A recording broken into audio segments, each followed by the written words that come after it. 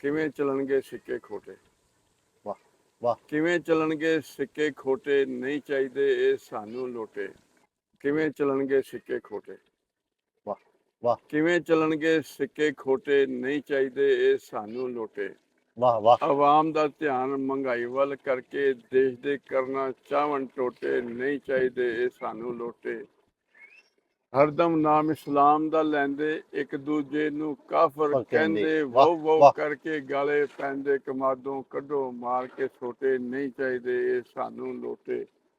ਸੂਫੀ ਪੀਰ ਲਕਬ ਸਦਾਂਦੇ, ਸ਼ਰਾਬ ਨੂੰ ਹਰਦਮ ਹਰਾਮ ਕਹਾਂਦੇ, ਆਵਾਮ ਨੂੰ ਕਹਿੰਦੇ ਜ਼ਰਾ ਨਹੀਂ ਪੀਣੀ, ਆਪੇ ਪੀਂਦੇ ਭਰ ਭਰ ਬੋਕੇ, ਨਹੀਂ ਚਾਹੀਦੇ ਸਾਨੂੰ ਲੋਟੇ। ਜਵਾਨਾਂ ਕੋਲੋਂ ਕਿਤਾਬਾਂ ਖੋ ਕੇ ਕਲਾਸ਼ਨ ਹੱਥ ਪੜਾਈ ਯਾਰੋ, ਹੀਰੋਇਨ ਵੀ ਅੰਗੜਾਈਆਂ ਲੈਂਦੀ, ਇਹ ਕੈਸੀ ਰੁਸ਼ਨਾਈ ਯਾਰੋ।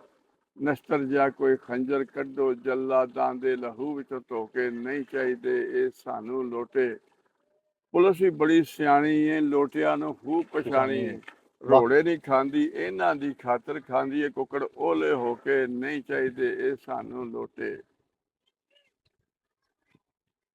ਕਿਵੇਂ ਚੱਲਣਗੇ ਸਿੱਕੇ ਖੋਟੇ, ਨਹੀਂ ਚਾਹੀਦੇ ਇਹ ਸਾਨੂੰ ਲੋਟੇ।